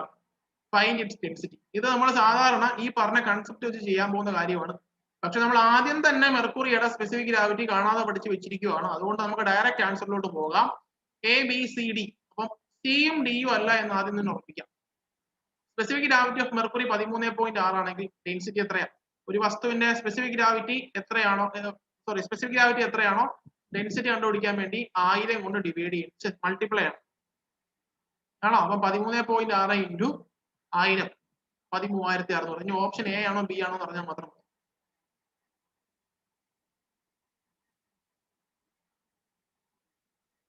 Option A ആണോ ഓപ്ഷൻ ബി ആണോ? ആദ്യം തന്നെ ഈ ക്വസ്റ്റ്യൻ കാണുമ്പോൾ നിങ്ങൾ ശ്രദ്ധിക്കേണ്ട കാര്യം, സന്തോഷത്തോടു കൂടി പോയി അങ്ങ് എ മാർക്ക് ചെയ്ത് കഴിഞ്ഞാൽ അതിന്റെ യൂണിറ്റ് നോക്കി കഴിഞ്ഞാൽ സംഭവം അവിടെ പോയി കഴിഞ്ഞു. ന്യൂട്ടൺ പെർ മീറ്റർ ക്യൂബ് ആണ് ഇവിടുത്തെ യൂണിറ്റ്. നമ്മൾ നോക്കുമ്പോൾ ആദ്യം തന്നെ വായിക്കുന്ന വാല്യൂ ഇതായിരിക്കും. ആദ്യം തന്നെ കാണുന്ന വാല്യൂ ഈ 13.600 ആണ്. പക്ഷെ 13,600 ആണ് കാണുമ്പോൾ ഓടിപ്പോയി ആദ്യത്തെ ഓപ്ഷൻ കറപ്പിച്ചിട്ടാണ് പിന്നാണ് യൂണിറ്റ് നോക്കുന്നത്. യൂണിറ്റ് മാറിപ്പോയി, ന്യൂട്ടൺ പെർ മീറ്റർ ക്യൂബ് ആണ്. അതുകൊണ്ട് തെറ്റിക്കരുത്. ഇതൊരു പ്രീവിയസ് ക്വസ്റ്റ്യൻ ആണ്. അപ്പോൾ നിങ്ങളൊന്ന് നോട്ട് ചെയ്ത് വെച്ചേക്കുക. 13, ഇത് ജസ്റ്റ് ഡയറക്റ്റ് ഏറ്റവും സിമ്പിൾ. ആ ഇങ്ങനെയുള്ള ക്വസ്റ്റ്യന്റെ സമയം കഴിഞ്ഞു. ഇത് പണ്ട് 2010 മുന്നേ ഒക്കെ വന്നിരിക്കുന്ന, അല്ലെ ആ ഒരു സമയത്തൊക്കെ വന്നിരിക്കുന്ന ക്വസ്റ്റ്യൻസ് ആണ്. ഇപ്പൊ ഇത്രയും സിമ്പിൾ ക്വസ്റ്റ്യൻസ് ഒന്നും വരാറില്ല. ഓക്കെ, അപ്പൊ നമ്മൾ ആ ടോപ്പിക് കഴിഞ്ഞു. നമുക്ക് അഞ്ചാമത്തെ പ്രോപ്പർട്ടി ആയിട്ടുള്ള വിസ്കോസിറ്റിയിലോട്ട് പോകാം. അഞ്ചാമത്തെ പ്രോപ്പർട്ടി വിസ്കോസിറ്റി. സ്പീഡാണോ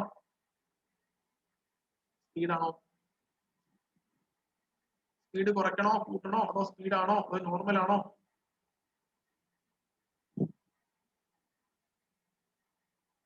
ഇല്ല. ഓക്കെ, വിസ്കോസിറ്റി നിങ്ങൾ പറയണ കേട്ടോ. ഞാൻ നിങ്ങൾക്ക് ക്ലാസ് എടുത്തിട്ട് കുറെ നാളായി, സ്ഥിരം പഠിപ്പിക്കുന്ന സ്പീഡിലൊക്കെ പോയാൽ അറിയാൻ ഒക്കത്തില്ല. വിസ്കോസിറ്റി. ഓക്കെ, അപ്പൊ വിസ്കോസിറ്റി നമുക്ക് സിമ്പിൾ ആയിട്ട് നമുക്ക് വേണ്ട കാര്യം മാത്രം ഓർത്താൽ മതി. വിസ്കോസിറ്റി എന്ന് പറയുമ്പോഴത്തേക്ക് നമുക്കിപ്പം എക്സാമ്പിൾ പറയുകയാണെങ്കിൽ ഫ്ലൂയിഡ് എന്ന് പറയുന്നത് ഒരു ലെയർ, അടുത്ത ലെയർ അതിന്റെ മേളിൽ കൂടി ഇങ്ങനെ ഒഴുകിക്കൊണ്ടിരിക്കും, അടുത്ത ലെയർ അതിന്റെ മേളിൽ ഇങ്ങനെ ലെയർ ബൈ ലെയർ ആയിട്ടായിരിക്കും ഇരിക്കുന്ന ഈ ഫ്ലൂയിഡ്സിന്റെ കേസ്. അപ്പൊ ഈ വിസ്കോസിറ്റി എന്താണെന്ന് ചോദിച്ചു കഴിഞ്ഞാല് ഒരു ലെയറിന്റെ മുകളിൽ കൂടെ മറ്റൊരു ലെയർ ഒഴുകുക, അങ്ങനെയാണ് ആ ലെയറിന് ഇടയ്ക്ക് ഉണ്ടാവുന്ന റെസിസ്റ്റൻസ്, ആ റെസിസ്റ്റൻസ് ടു ഫ്ലോയെ പറയുന്ന പേരാണ് വിസ്കോസിറ്റി എന്ന് പറയുന്നത്.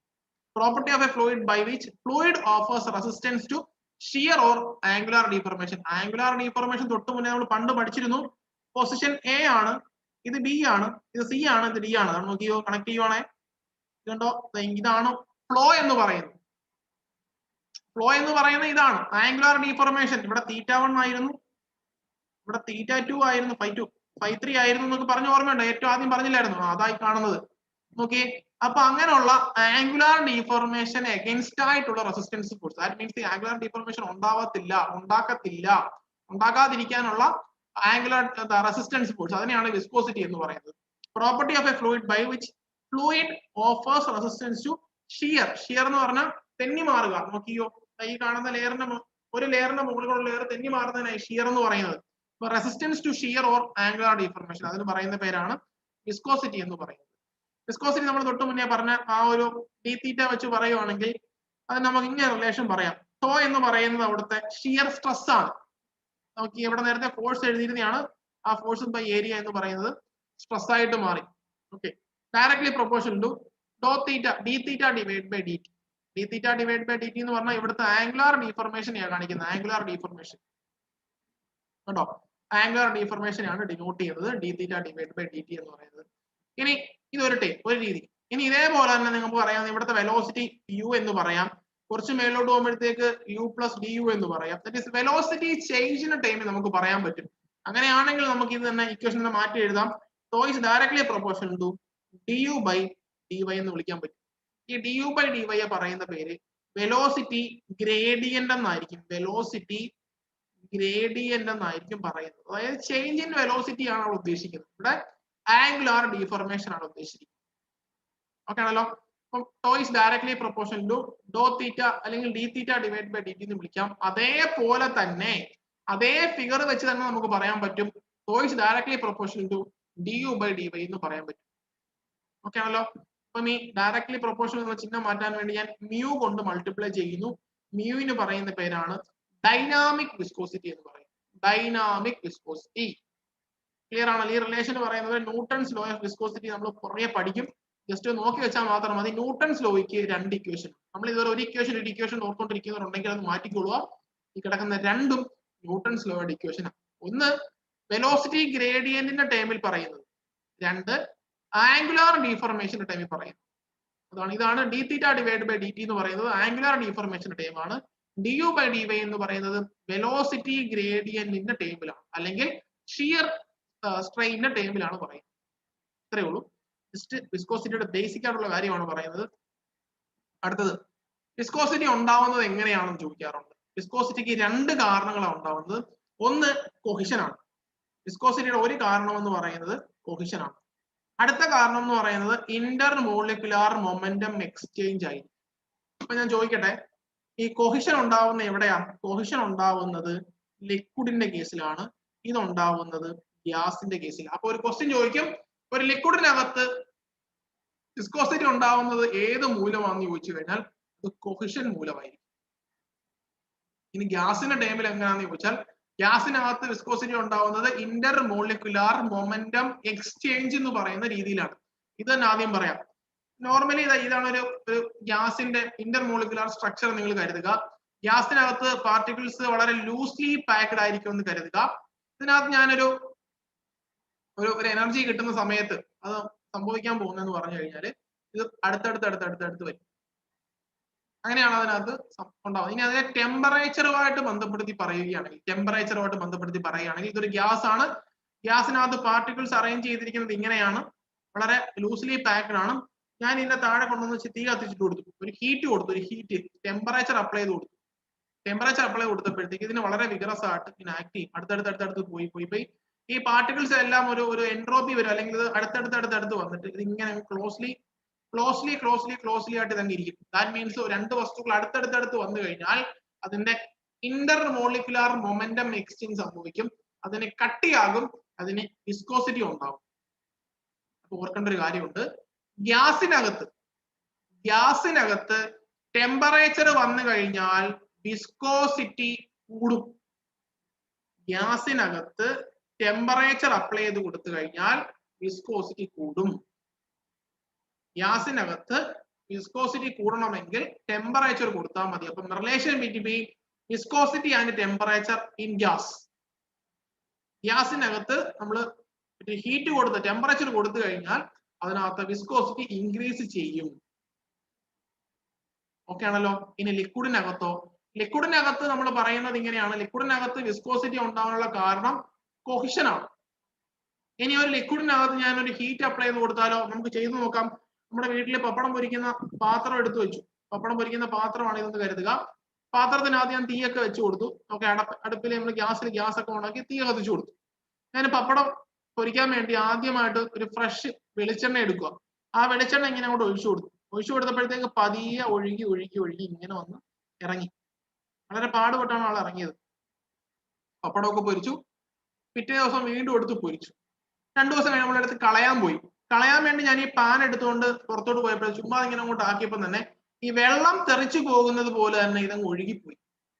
ആദ്യം നിങ്ങളൊന്ന് ആലോചിച്ച് നോക്കി, ആദ്യം പപ്പടം പൊരിക്കാൻ വേണ്ടി എണ്ണ ഒഴിക്കുന്ന സമയത്തുള്ള വിസ്കോസിറ്റി ആണോ ഇത് ചൂടായി പപ്പടമൊക്കെ പൊരിച്ചതിന് ശേഷം ആ ഫ്ലൂയിഡിനുണ്ടായ അല്ലെങ്കിൽ ആ എണ്ണയ്ക്കുണ്ടായ വിസ്കോസിറ്റി കട്ടി കൂടിയോ കുറഞ്ഞു? 2 വട്ടം പപ്പടം പൊരിച്ച് കഴിയുമ്പോൾ, 1 വട്ടം പപ്പടം പൊരിച്ച് കഴിയുമ്പോൾ തന്നെ അത് വെള്ളം പോലെ ആവും, ലിക്വിഡ് പോലെ ആയി പോകും. ദാറ്റ് മീൻസ് ലിക്വിഡിനകത്ത് ടെമ്പറേച്ചർ കൂടിക്കഴിഞ്ഞാൽ വിസ്കോസിറ്റി കുറയും. ഇവിടുന്ന് ക്വസ്റ്റ്യൻ ചോദിച്ചിട്ടുള്ളതാണ്. SSC എക്സാമിന് ചോദിച്ചിട്ടുണ്ട്, കേരള PSC ചോദിച്ചിട്ടുണ്ട്, എല്ലായിടത്തും ചോദിച്ചിട്ടുള്ളതാണ്.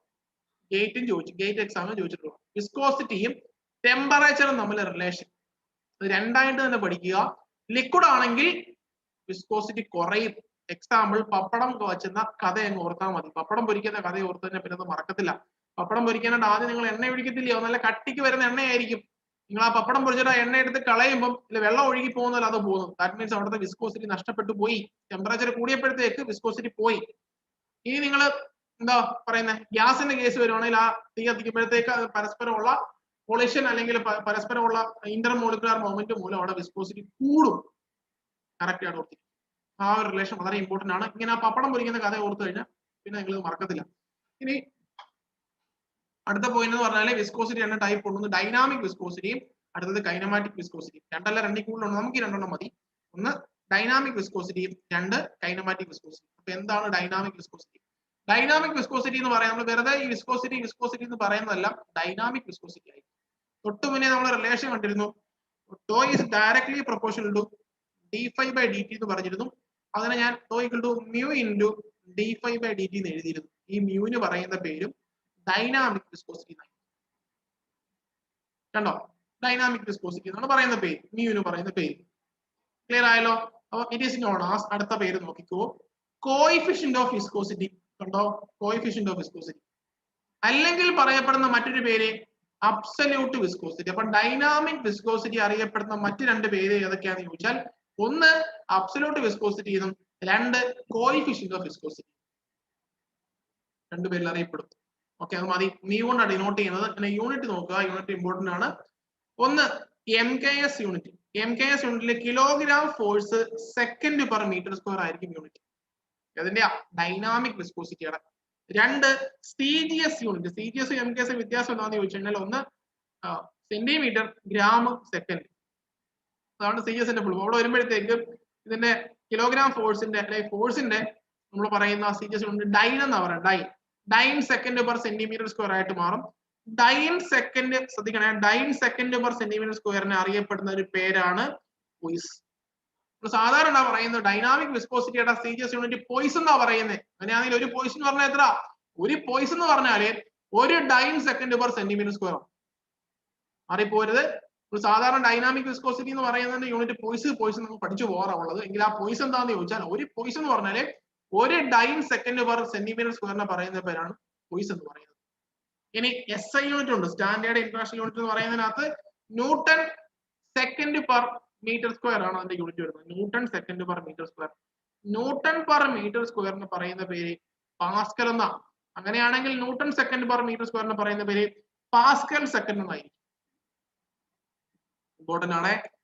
ഇമ്പോർട്ടന്റ് ആണ് യൂണിറ്റ്.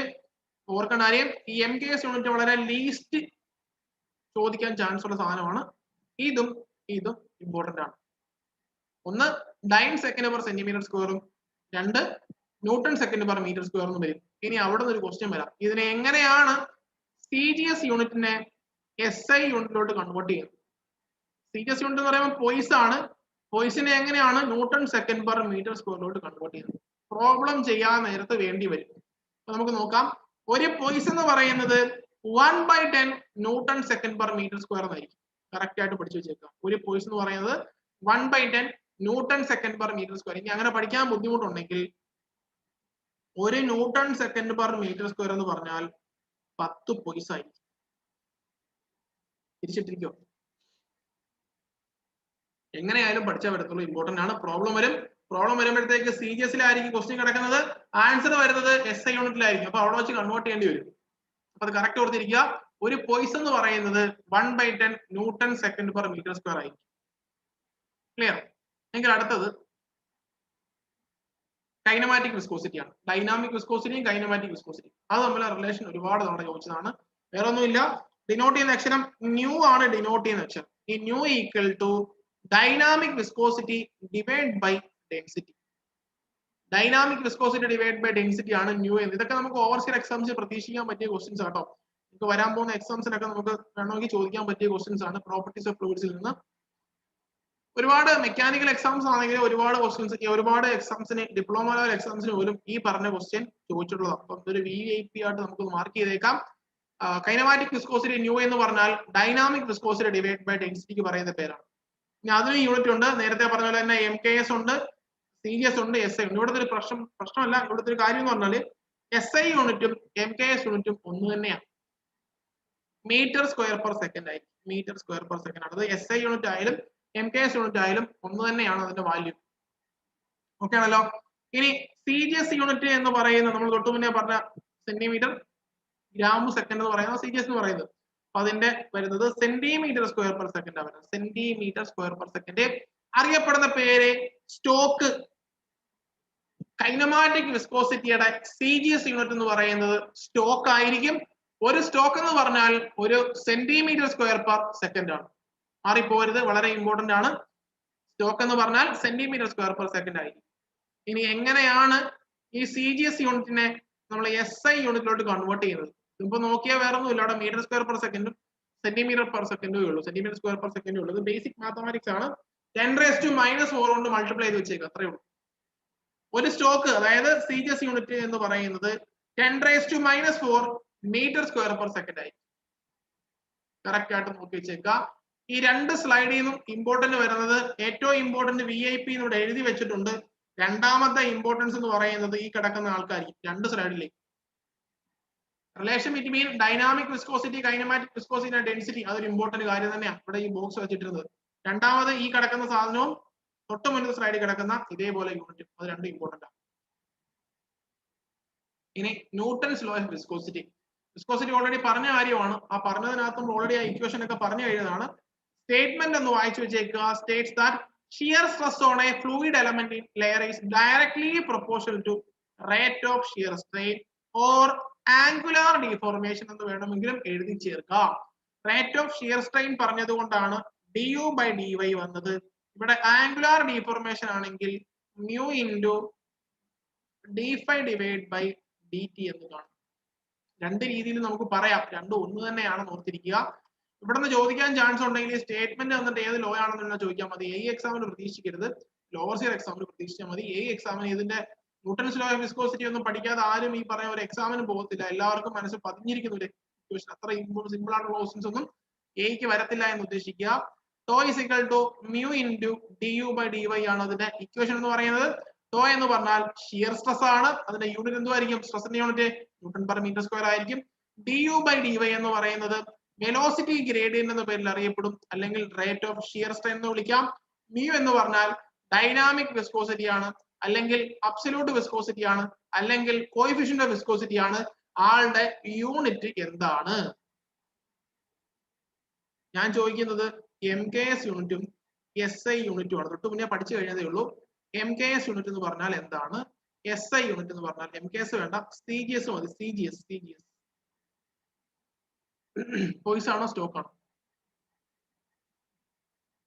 പോയിസ് ആണോ സ്റ്റോക്ക് ആണോ?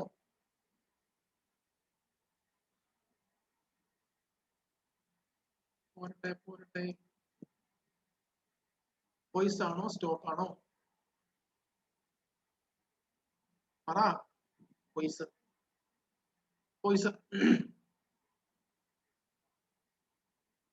ഇവിടെ വരുമ്പോഴത്തേക്കോ newton second per metre square അല്ലെങ്കിൽ പാസ്കൽ സെക്കൻഡ്. ക്ലിയർ ആയോ? എങ്ങനെയാ കൺവേർട്ട് ചെയ്യുന്നത്? 10 പോയിസ് എന്ന് പറഞ്ഞാൽ 1 newton second per metre square ആയിരിക്കും, അല്ലെങ്കിൽ 1 പോയിസ് എന്ന് പറഞ്ഞാൽ 1/10 newton second per metre square ആയിരിക്കും. ഓർക്കണേ, മറക്കരുത്, കറക്റ്റ് ആയിട്ട് ഓർത്ത് വെക്കണം. കൺവേർഷൻ വളരെ ഇമ്പോർട്ടന്റ് ആട്ടോ, അത്രയ്ക്ക് ഇമ്പോർട്ടൻസ് ഉണ്ട്. അതുകൊണ്ടാണ് വീണ്ടും ഞാൻ പറയുന്നത്. പ്രോബ്ലം വരുമ്പോഴത്തേക്ക് കൺവേർഷൻ ഇമ്പോർട്ടന്റ് ആണ്. അവിടെ കൺവേർട്ട് ചെയ്താണെങ്കിൽ ആൻസർ നടക്കുന്നത്. അടുത്തത് വിസ്കോസിറ്റി മെഷറിംഗ് ഇൻസ്ട്രുമെന്റ്സ്. പേര് മാത്രം പഠിച്ചാൽ മാത്രം മതി. വിസ്കോസിറ്റി മെഷറിംഗ് ഇൻസ്ട്രുമെന്റ്സിന്റെ dashpot method, falling sphere method, rotating cylinder method, capillary tube, ഈ 4 മെത്തേഡിന്റെ പേരൊന്ന് നോക്കി വെച്ചേക്കുക. വിസ്കോസിറ്റി മെഷറിംഗ് മെത്തേഡ്സിന്റെ പേരാണ്. അടുത്തത് കംപ്രസിബിലിറ്റി ആൻഡ് ബൾക്ക് മോഡുലസ്. അപ്പൊ വിസ്കോസിറ്റി എന്ന് പറയുന്ന 5ാമത്തെ ആളും കഴിഞ്ഞു. അടുത്ത 6ാമത്തെ ആളായിട്ടുള്ള കംപ്രസിബിലിറ്റി ആൻഡ് ബൾക്ക് മോഡുലസ് ആയിരിക്കും. ഈ കംപ്രസിബിലിറ്റി ബൾക്ക് മോഡുലസ് ഒരുമിച്ചാ പറയുന്നത്. കാര്യം വേറെ ഒന്നുമല്ല, ഒന്നിന്റെ റെസിപ്രോക്കൽ ആയിരിക്കും. Compressibility is the reciprocal of bulk modulus. അപ്പൊ ബൾക്ക് മോഡുലസ് കണ്ടുപിടിച്ചു കഴിഞ്ഞാൽ അതിനെ ഒന്ന് റെസിപ്രോക്കൽ 1/, എടുത്തു കഴിഞ്ഞാൽ നമുക്ക് അവിടെ ബൾക്ക് മോഡുലസ് കിട്ടും. ഇത് പഠിക്കാൻ വേണ്ടി നിങ്ങളൊന്നും പറയണ്ട, ഒറ്റ കാര്യം ഓർത്താൽ മതി. കംപ്രസിബിലിറ്റി എന്തോ അത് പഠിക്കാൻ പോവാ. നമ്മൾ ഹോസ്പിറ്റലിൽ പോകുമ്പോഴത്തേക്ക് ഇഞ്ചക്ഷൻ എടുക്കാൻ വേണ്ടി സിറിഞ്ച് എടുക്കും. സിറിഞ്ചിന്റെ ഒരു പടം എന്ന് പറഞ്ഞാൽ ഇതായിരിക്കും. ആ സിറിഞ്ച് അങ്ങോട്ട് എടുക്കും, അതൊരു പിസ്റ്റൺ ആക്കി ഇരിപ്പുണ്ട്, പുറകിലോട്ട് വലിക്കും. ഇവിടാണ് നമ്മൾ സൂചി വെക്കുന്ന സ്ഥലം. ഓക്കെ ആണല്ലോ? അപ്പൊ നിങ്ങൾ ഓർത്താൽ മതി, ഇത് ഒന്ന് പുറകിലോട്ട് ഇത് വലിക്കുമ്പോഴത്തേക്ക് ഇതിനകത്തോട്ട് ഈ മരുന്ന് കയറി വരും. ഓക്കെ ആണല്ലോ? തിരിച്ച് ഇങ്ങോട്ടൊരു പ്രഷർ കൊടുക്കുമ്പോഴത്തേക്ക് നോക്കി ഇവിടുത്തെ വോളിയം കുറഞ്ഞു വന്നുകൊണ്ടിരിക്കും. അങ്ങനെയാണെ ഓർത്താൽ മതി. കംപ്രസിബിലിറ്റി എന്ന് പറഞ്ഞാല് പ്രഷർ കൂടുതൽ അങ്ങോട്ട്, അല്ലെങ്കിൽ പ്രഷർ കൂട്ടി കൊടുത്തുകൊണ്ട് വോളിയം കുറയ്ക്കുന്ന പ്രോസസ്സ്, അത്രയും ഓർത്താൽ മതി. പ്രഷർ കൂട്ടിക്കൊണ്ട് വോളിയം കുറയ്ക്കുന്ന പ്രോസസ്സിന് പറയുന്ന പേരാണ് കംപ്രസിബിലിറ്റി. പ്രഷർ സിറിഞ്ചെടുക്കത്തില്ലേ, തിരിച്ചു കുത്തില്ലേ, പ്രഷർ കൂട്ടിക്കൊണ്ട്, പ്രഷർ ഇപ്പം ഇനിഷ്യൽ പ്രഷർ എന്ന് പറയുന്നത് പി ആണെന്ന് കരുതുക. ആ പിക്കകത്തോട്ട് കുറച്ച് പ്രഷർ കൂടുതൽ കൊടുക്കണം. അതിനെ കൂടുതലുള്ള പ്രഷറിനെ ഡെൽറ്റ പി എന്ന് വിളിക്കുന്നു. എങ്കിൽ പി പ്ലസ് ഡെൽറ്റ പി. അപ്പൊ നിങ്ങൾ ആ പടം നല്ലോണം ഞാൻ ഡിലീറ്റ് ചെയ്തിട്ടിടാം. ഓക്കെ, ഇനിഷ്യലി അത് പി മാത്രമായിരുന്നു. പി ആയ സമയത്തുള്ള വോളിയമാണ് ഈ കാണുന്ന ഇപ്പുറത്തെ ലൈൻ. വി വോളിയം ഉണ്ടായിരുന്നു. ഞാനൊരു ഡെൽറ്റ പി എന്ന് പറയുന്ന പ്രഷർ ഇൻക്രിമെന്റ് കൊടുത്തു, കൂട്ടിക്കൊടുത്തു, പ്രഷർ കൂട്ടിക്കൊടുത്തപ്പോഴത്തേക്ക് എന്താ സംഭവിക്കുന്നത്? ഈ പിസ്റ്റൺ ഇങ്ങോട്ട് തള്ളുമ്പോഴത്തേക്ക് ഇപ്പോഴത്തെ ഫ്ലൂയിഡിന്റെ വോളിയമാണ് രണ്ടാമത്തെ ലൈൻ. അവിടെ സംഭവിച്ചിരിക്കുന്ന മാറ്റം ഡി വി എന്ന് പറയുന്ന വോളിയം കുറഞ്ഞു. ഡി വി എന്ന് പറഞ്ഞു കഴിഞ്ഞാൽ ആദ്യത്തെ പൊസിഷൻ V1 ആണെങ്കിൽ ഇപ്പോഴത്തെ പൊസിഷൻ, ആദ്യത്തെ വോളിയം V1 ആണെങ്കിൽ ഇപ്പോഴത്തെ വോളിയം V2 ആയിരിക്കും. അതാണ് ഈ ഡി വി എന്ന് പറയുന്നത്. ഇനിഷ്യൽ വോളിയത്തിൽ നിന്ന് ഇപ്പൊ എത്ര വോളിയം ഉണ്ടോ ആ ഡിഫറൻസിനെയാണ് ഞാൻ ഡി വി എന്ന് വിളിച്ചത്. ദാറ്റ് മീൻസ് അത്രയും വോളിയം കുറഞ്ഞു പോയി. എങ്ങനെയാ കുറഞ്ഞത്? അത് പ്രഷർ കൂട്ടി കൊടുത്തത് കൊണ്ടാണ് അത്രയും വോളിയം കുറഞ്ഞത്. പ്രഷറിനെ ഇൻക്രീസ് ചെയ്യിപ്പിച്ചുകൊണ്ട് വോളിയം ഡിക്രീസ് ചെയ്യുന്ന പ്രോസസ്സിന് പറയുന്ന പേരാണ് കംപ്രസിബിലിറ്റി എന്ന് പറയും. കംപ്രസിബിലിറ്റി. ഗ്യാസിനാണ് സാധാരണഗതിയിൽ കംപ്രസ് ചെയ്യാറുള്ളത്, ലിക്വിഡിനെ അല്ല എന്നുള്ളത് ഓർത്ത് വെച്ചേക്കുക. കംപ്രസിബിൾ എന്ന് പറയുന്നത് ഗ്യാസിനെയാണ് സാധാരണ കംപ്രസിബിൾ എന്ന് പറയുന്നത്, ലിക്വിഡിനെ അങ്ങനെ കംപ്രസ് ചെയ്യാറില്ല എന്ന് ഓർത്ത് വെച്ചേക്കുക. കംപ്രസിബിലിറ്റി കിട്ടിക്കഴിഞ്ഞാൽ ബൾക്ക് മോഡുലസ് കിട്ടാൻ വേറെ ഒന്നും ചെയ്യണ്ട, 1/c ചെയ്താൽ നമുക്ക് ബൾക്ക് മോഡുലസ് k കിട്ടും. കിട്ടിയോ? Bulk modulus is the reciprocal of compressibility. ഒറ്റ പോയിന്റേ ഉള്ളൂ, c is equal to 1/k. Compressibility എന്ന് പറഞ്ഞാൽ എന്തുവാ?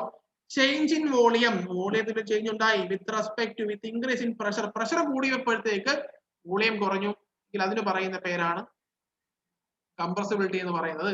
ഇനി ബൾക്ക് മോഡുലസിന്റെ most repeated question about bulk മോഡുലസിന്റെ ഏറ്റവും റിപ്പീറ്റഡ് ക്വസ്റ്റ്യൻ ഇതാണ്. Bulk modulus is the ratio between dash എന്ന് പറഞ്ഞൊരു ക്വസ്റ്റ്യൻ വരാറുണ്ട്.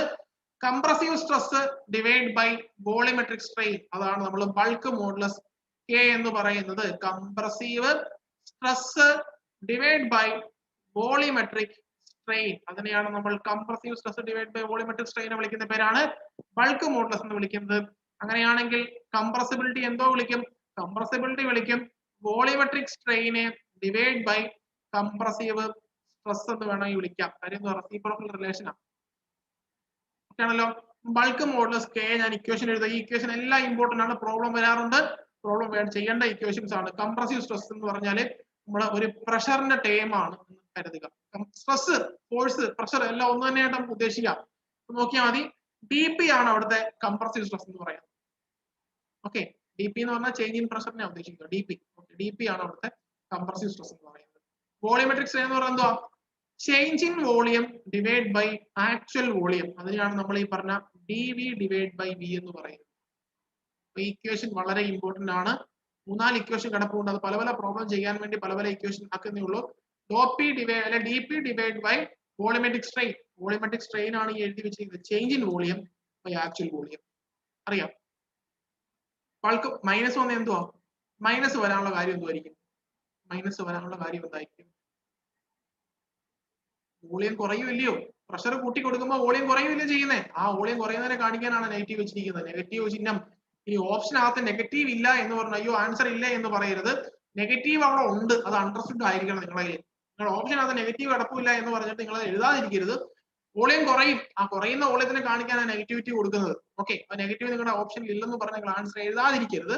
നമ്മുടെ വോളിയം നെഗറ്റീവ് എന്നുള്ള കാര്യം നമുക്ക് അണ്ടർസ്റ്റുഡ് ആയിട്ടിരിക്കേണ്ട കാര്യമാണ്. ഇനി ബൾക്ക് മോഡുലസ് Kക്ക് മറ്റൊരു ഇക്വേഷൻ. ഈ ഡോ പി എന്ന് പറഞ്ഞാൽ ഓൾറെഡി പറഞ്ഞു, ചേഞ്ച് ഇൻ പ്രഷറാ. P2 minus P1. Initial pressure P1, ഇപ്പോഴത്തെ പ്രഷർ P2. കുറച്ച് വോളിയം പ്രഷർ കൂട്ടി കൊടുത്തു. P2 minus P1 divide by d v എന്ന് പറഞ്ഞാൽ എന്തോ? വോളിയോമെട്രിക് സ്ട്രെയിൻ കാണാൻ വേണ്ടി ചേഞ്ച് ഇൻ വോളിയം ചെയ്തതാ.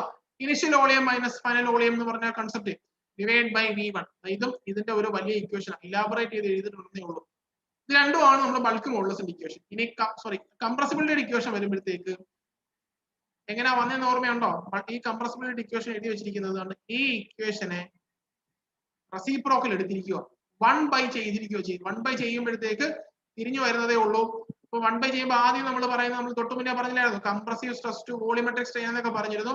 അപ്പൊ കംപ്രസിബിലിറ്റി വരുമ്പോഴത്തേക്ക് volumetric strain divide by compressive stress എന്നായിരിക്കും വരുന്നത്. വോളിയോമെട്രിക് സ്ട്രെയിൻ എന്ന് പറയുമ്പോഴത്തേക്ക് അവിടെ എന്താ d v divide by v ആ വരുന്നത്, divide by v whole divide by d p. ഇത് എഴുതുന്നതാണ് ഇങ്ങനെ. സിമ്പിൾ ആണ്, ഒരുപാട് കാര്യമൊന്നും പറയാനില്ല ഇതിനകത്ത്. ഈ ഇക്വേഷൻ വളരെ ഇമ്പോർട്ടന്റ് ആണ്, നോക്കി വെച്ചേക്കുക. ഓക്കെ ആണെന്ന് വിശ്വസിക്കുന്നു. അങ്ങോട്ട് പോകണ്ട, ഇവിടെ വരെ വെച്ച് നമുക്ക് ഇന്നത്തെ ക്ലാസ് നിർത്താം. ജസ്റ്റ് നോക്കി